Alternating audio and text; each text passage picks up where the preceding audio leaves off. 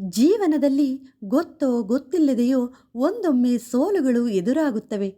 ಈ ಜೀವನದಲ್ಲಿ ಈ ಸೋಲುಗಳಿಗೆ ಜಾಗವಿದೆ ಎಂದಾದರೆ ಒಳ್ಳೆಯದು ಕೂಡ ಆಗುತ್ತದೆ ಎಂದು ಭರವಸೆ ಇಟ್ಟು ಸಾಗುವ ಅದೇ ಜೀವನದಲ್ಲೂ ಸಹ ಗೆಲುವಿಗೂ ಕೂಡ ಸಾಕಷ್ಟು ಜಾಗವಿರುತ್ತದೆ ಅಲ್ವಾ?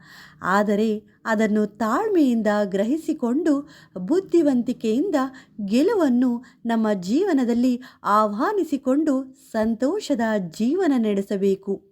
ಇಲ್ಲಿ ಪ್ರಯತ್ನಪೂರ್ವಕವಾದ ಪರಿಶ್ರಮವಿರಬೇಕು. ಹಾಗೆ ಆ ಪರಿಶ್ರಮಕ್ಕೆ ತಕ್ಕಂತಹ ಒಳ್ಳೆಯ ಫಲವನ್ನು ಕೂಡ ಗುರುರಾಯರು ಅನುಗ್ರಹಿಸುತ್ತಾರೆ.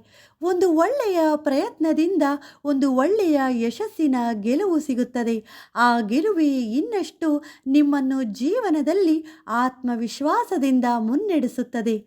ಬದುಕಿನಲ್ಲಿ ಸೋಲಿಗೆ ಜಾಗವಿದೆ ಎಂದಾದರೆ ಗೆಲುವಿಗೂ ಕೂಡ ಜಾಗವಿರುತ್ತದೆ. ಹಾಗೆ ಆ ಗೆಲುವನ್ನು ಪಡೆದುಕೊಳ್ಳಲು ಒಂದು ಒಳ್ಳೆಯ ದಾರಿಯೂ ಇರುತ್ತದೆ. ಆ ಗೆಲುವನ್ನು ಪಡೆದುಕೊಳ್ಳಲು ಪ್ರಯತ್ನವಿರಬೇಕು. ಹಾಗೆ ಅದರಲ್ಲಿ ಶ್ರದ್ಧೆಯಿಂದ ನಂಬಿಕೆಯೂ ಸಹ ನಿಮ್ಮಲ್ಲಿ ದೃಢವಾಗಿರಬೇಕು. ಬದುಕಿನಲ್ಲಿ ನೆಮ್ಮದಿ ಸಂತೋಷದಿಂದ ಒಳ್ಳೆಯ ರೀತಿಯಲ್ಲಿ ಸಾಗಲು ಗಟ್ಟಿಯಾದ ಭರವಸೆಗಳು ಬೇಕು. ಆ ಭರವಸೆಗಳು ದೃಢವಾಗಿದ್ದರೆ ನಿಮ್ಮಲ್ಲಿರುವ ದೃಢತೆಯ ನಂಬಿಕೆಯನ್ನು ಅಲುಗಾಡಿಸಲು ಯಾರಿಂದಲೂ ಸಾಧ್ಯವಿರುವುದಿಲ್ಲ.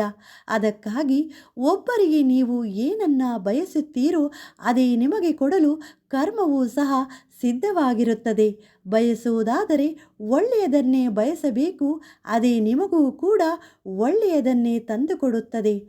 ದಾನವೇ ಆಗಲಿ, ಒಂದು ಒಳ್ಳೆಯ ಕೆಲಸಕ್ಕೆ ಪ್ರಯತ್ನವೇ ಆಗಲಿ, ಅದು ರಹಸ್ಯವಾಗಿರಬೇಕು. ಆದರೆ ಯಶಸ್ಸಿನ ಫಲ ಮಾತ್ರ ಎಲ್ಲರಿಗೂ ತಿಳಿಯುವಂತಿರಬೇಕು. ಶ್ರೀ ಗುರು ರಾಘವೇಂದ್ರಾಯ ನಮಃ.